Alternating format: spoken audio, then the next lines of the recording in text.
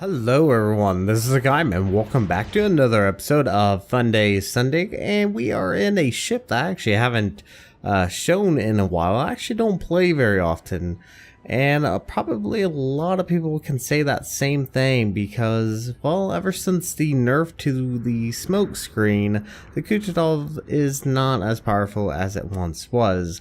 It's still a good ship, still very powerful, and played properly and if played carefully can cause quite havoc on the enemy team. Now we are playing on Sea of Fortune. We have Ismo, Alabama, KGV, St. Louis, Prince Eugen, Otago, Kututzov, Fiji, Udaloy, Arikaze, Mas, and Agaja Mata. On the enemy team there is an Iowa, Magi, Hood, Donskoy, Hipper, Mogami, Otago, Fiji C-46, Asasio, or aka the asshole ship, and two Atakasukis. And maybe some of you guys are new, maybe not, but I remember hating going up against the Kututzov. I hated the ship whenever I was faced off against them, and for very good reason. Now, before they changed the mechanics of the smoke screen, you could fire without impunity as long as they don't spot you with close proximity, radar, or hydro, or having that specific module that no one really gets unless you just find this random person that decides to get that instead of concealment. But that was the only time you could spot a ship in smoke, and that made the Kututzov very powerful because her range is fantastic. Her velocity on her shells are fantastic. The HE is fantastic.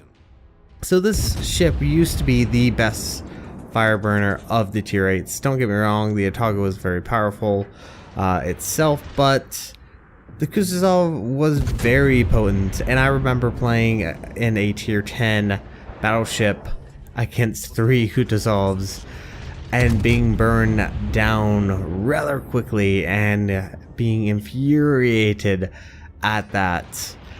So what obviously changed was the fact that now whenever you fire in a smoke stream, you are, yes, concealed, but you have a certain range that you can still be detected within that smoke stream.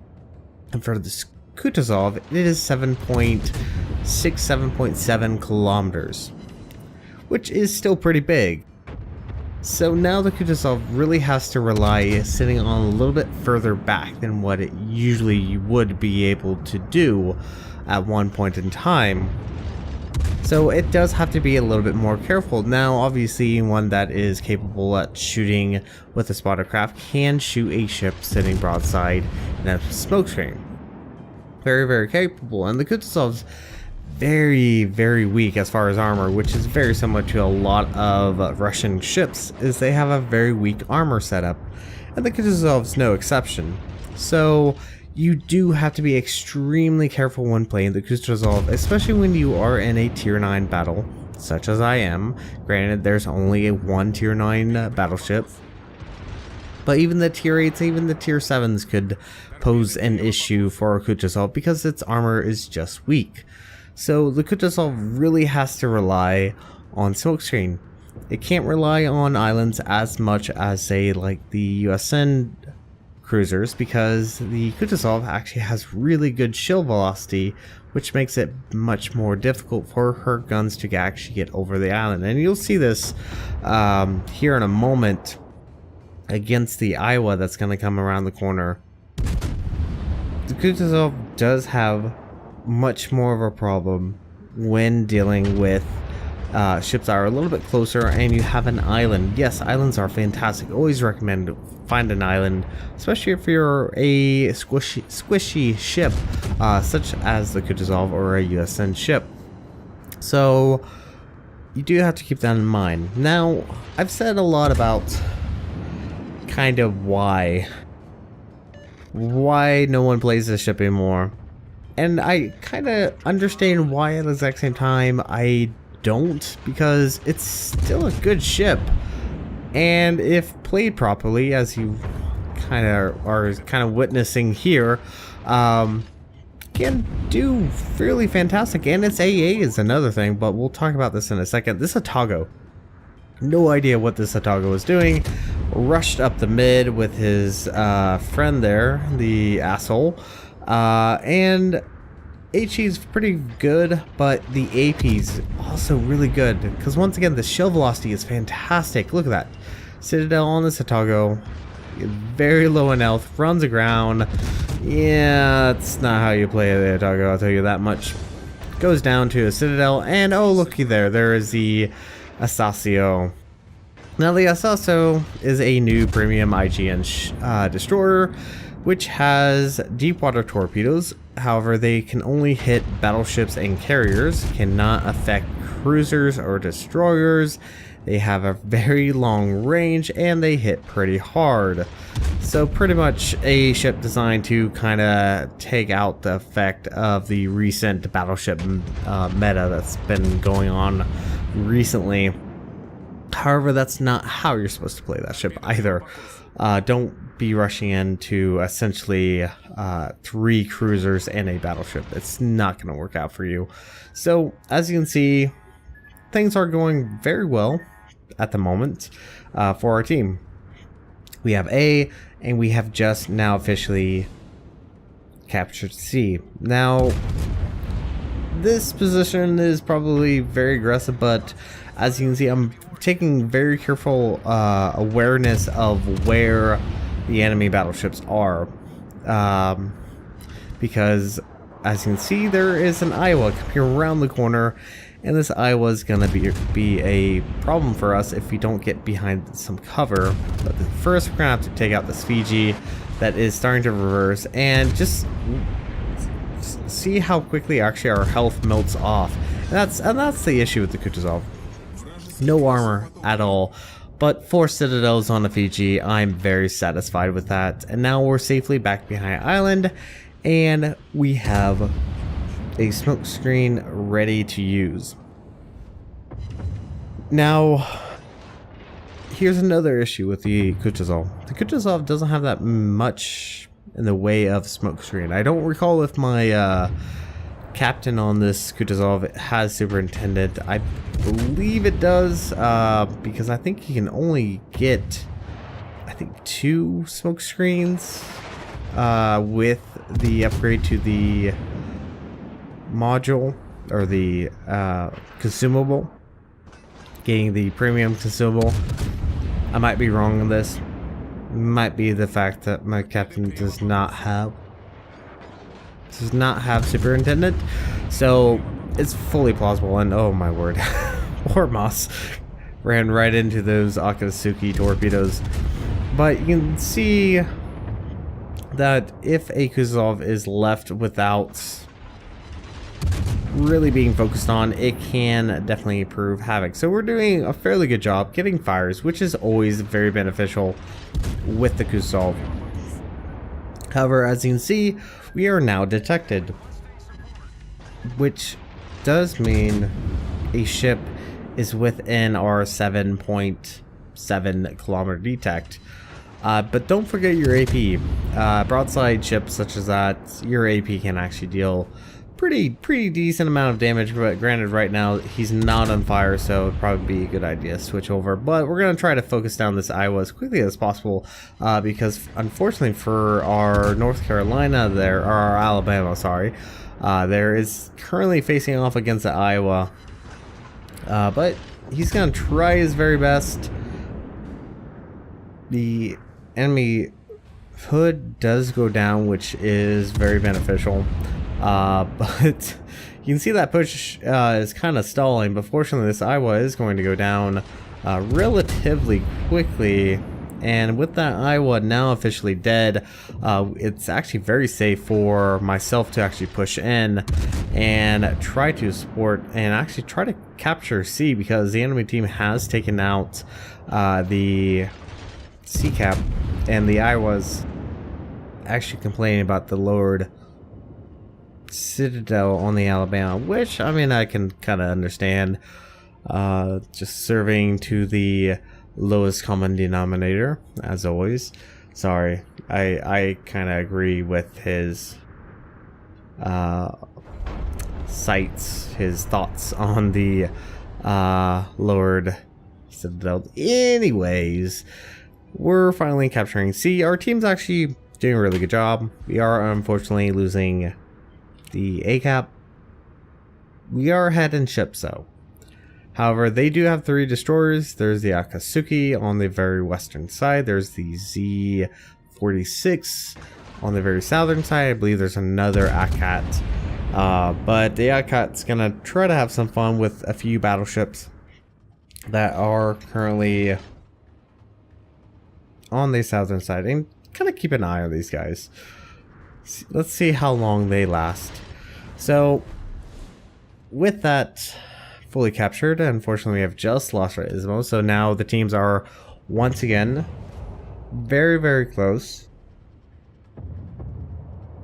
and things could swivel in either direction relatively quickly. But fortunately the Alabama does get the Akat, and the Fiji does spot the Z-46, so now we have a slight advantage. Obviously, we only have 1 destroyer, and that is in the Udaloy. And the Udaloy does not outspot a Z-46 or Akat, so things could very easily go against us. Once again, the enemy destroyers could outspot the Udaloy and essentially, hopefully, gun him down. But granted, the enemy team does not have a lot in the way of ships. They have a very low health Mogami and a decently health Amagi, which just took out our friendly Fiji, which was highly unfortunate. And actually, look at that, the Udaloy did get that low health. Nice. So got another fire on the Amagi. Once again, taking my time, being careful not to really push that Amagi. I love Amagis. I think it's one of my more better ships.